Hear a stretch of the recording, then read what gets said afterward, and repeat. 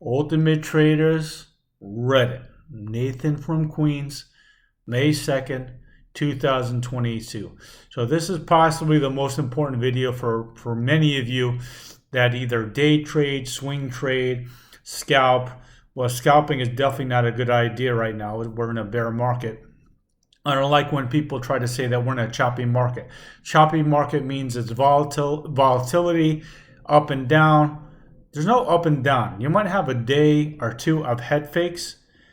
Mid-March, whatever reason, we rallied. And to be honest with you, I lost about 30K on puts. I had 12 puts that expired April 14th, 2 weeks ago.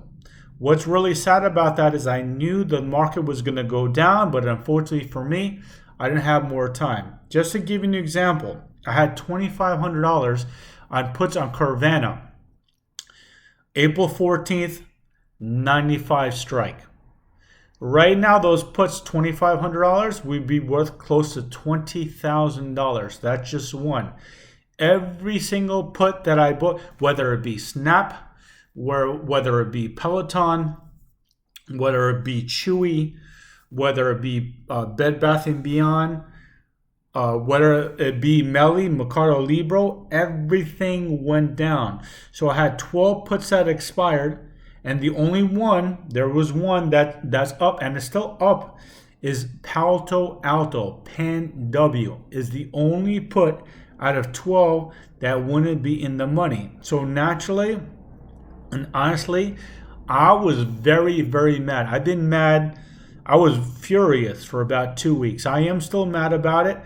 I don't like to see it. I don't even like to think about it. I mean, for me, I don't.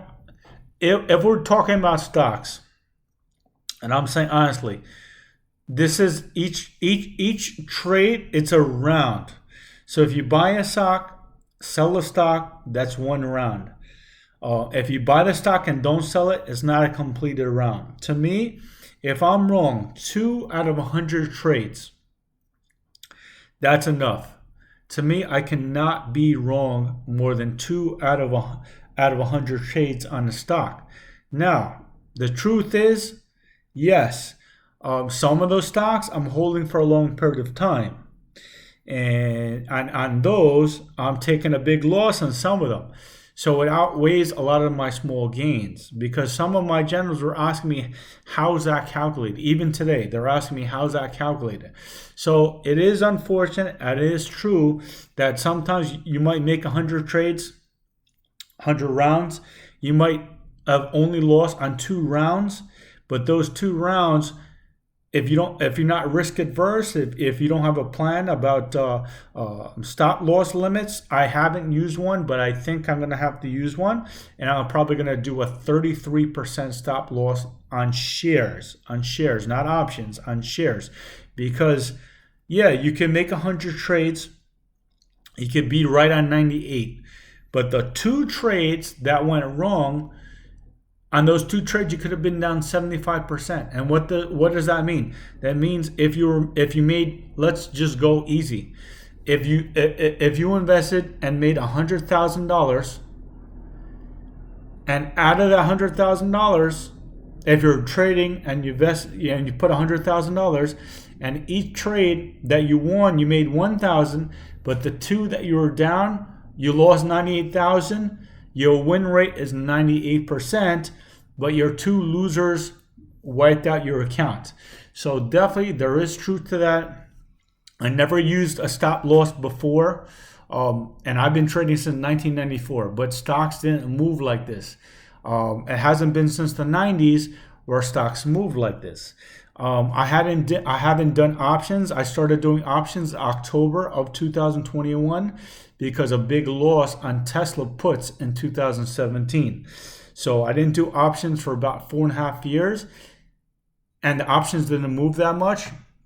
But with options going to go crazy. So instead of doing a stop loss on options, I will not have more than 5 options, whether it be calls or puts. Calls means bullish. Puts is bearish. I will not have more than 5 calls or puts expiring in one day. Because what's really sad is I had all the puts expiring in 4/14. We were closed on April 15th, which was Good Friday. When we opened up on Monday, not all 12, so half of the 12, six stocks on the very next trading day were in the money, like BROS, in the money. Carvana was in the money the very next business day. And then the end of the week, when the Nasdaq started falling, almost everything was in the money. So what I'm doing now on options, whether it be puts, whether it be calls, I will not have more than 5 expiring on May 20th. Then if I decide to go with more options, I'm going to have June 17th. I haven't bought July, but May or June. Now, if I close out a trade, buy, sell it, we're out of it, I will buy another to have 5 on each day because I can't control the apes. Right now, retail, there's too much FOMO. There's still FOMO. They're still going out there buying stocks that are worthless, unfortunately. And when you have too many stocks that are worthless, you don't know what to buy. But I bought Beazer Homes, BZH. The PE ratio is 3. Check out the earnings. They made a lot of money. ONEW hasn't reported yet, but ONEW has been making money. I bought BBD, the shares. I've been trading that. The last in was at 360. I think it's 350 now, but I could swing that. Why? The company's making money. The company has a low P ratio. The company is paying 6% dividends. They're paying me to hold it. So I'd rather be stuck in something like that. So let's say I have to hold it for 2 or 3 months. They're paying me a dividend. The P ratio is low. What are the chances of it going down? I'm not saying it can't go down, but what are the chances? So the stocks that I'm buying, the company has to make a lot of money. I'm not buying nothing with a P ratio above 20 right now because S&P is 20. So, I mean, if you're buying something that doesn't even have a P ratio, they're losing money in a bear market, good luck. I'm not saying it can't go up, but good luck. If the apes leave or the apes wake up, boom, that 20 P ratio, that 50, that 60, the 80, or if the company doesn't even make money, doesn't even make cash, I mean, and if the stock is low, the company doesn't make any money, and the company needs cash by selling shares. How is the company going to sell shares if the stock is low? It's just going to bring the stock even lower. So you don't really buy growth stocks. Well, not saying you don't buy growth stocks in a bear market, because in a bear market, everyone has fear. And in the bear market, it's hard to raise cash if you're a growth company that doesn't make money yet. Why? Because if you want to get a bond, the bond are issued by big entities, Morgan Stanley, JP Morgan, Goldman Sachs. If the market has a whole bunch of fear, how are they going to raise cash? Carvana raised cash last week. They got junk bond 11%. So you know what? If you believe that Carvana is going to go up, don't buy the stock. Buy the bond. You're going to get paid 11% as long as the company's in business. Don't even care what the stock is, but as long as the companies get in business, you're going to get paid 11%. You know, I think it's every month. I didn't check the details, but I think every month, and it adds up to 11%. So a bear market, the environment is not good to raise cash. So if the environment is not good to raise cash and your company is not making money, guess what? The stock can go bankrupt. Now, another confusion. If a stock goes bankrupt, what happens? You as a shareholder, you get 0, but the company could stay in business. The debt holders, the creditors, are the ones that own the company. The last company, well, Men's Warehouse, TLRD, Taylor Brands, in 2020, I sold it at 25 cents. I was in at 350. I lost 32,500. TLRD, that was Men's Warehouse. Eventually, they went out of business. The stock went to 0, but the company is out there. The creditors hold it. So if AMC goes out of business, doesn't mean that there's no more movie theaters. That means everyone that holds the stock gets zero. And the bondholders the major bondholders own the company. So when a company goes bankrupt, it doesn't mean that all the stores are gone. It means the creditors now own the company and decide what to do with the company. So my plan is, on the stocks, like I said, the companies have to make money. And I'm still doing 80% puts. I went to 90, but right now the market's come down a lot. So I'm doing 80% puts, 20% calls. Believe it or not, there are stocks that can still go down. Like Freshpet today. Freshpet announced bad earnings, and they're printing $350 million. It was just $105 a couple of days ago. The company is a disaster. So there are still companies. There was actually a good company that I want to buy puts on because of what happened a couple of weeks ago, where my puts expired. I've been worried about buying puts. I mean, what I'm going to tell you what it is right now. PFSE. It's a good company. It's a public storage. Let me see. It was like 400 and something at an all-time high. Yeah. PSA public storage. It went to $420 2 weeks ago. Today is $360. It dropped. I'm gonna take a look.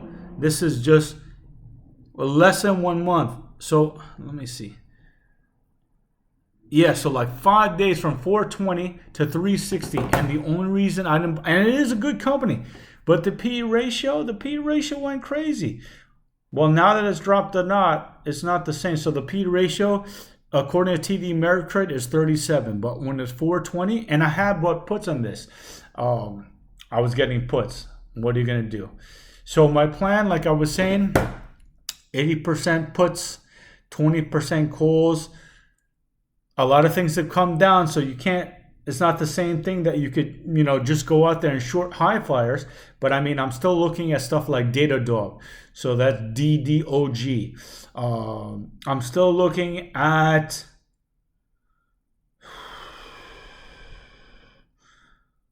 I'm going through my plays list. So anything that I'm ready to trade, I go into my plays list and I go. So I'm looking at CrowdStrike, CRWD. Not a bad company, but it's outrageous. The P ratio is just outrageous right now. So that's another one that I'm looking at. Taking a look right now. I'm going through my plays list. Duel, DUOL. So it's back up. It went to $92 today. So that's another one. This company is a disaster. Sorry, this company is a disaster. So they're out there, but you can't just buy puts on stuff that you think is high. So when it comes to stocks, the company has to make a lot of money. I mean, the P ratio got to be low. Right now, I've been doing LOVE, love, which has like 16, 17. I've been doing 1W. I was doing a COWN, COWN, which is a financial company with a P ratio of like 3 or 4. So if I'm doing stocks, they either pay me a lot or they make a lot of money. So if the stock goes down, they can do a dividend or they can buy.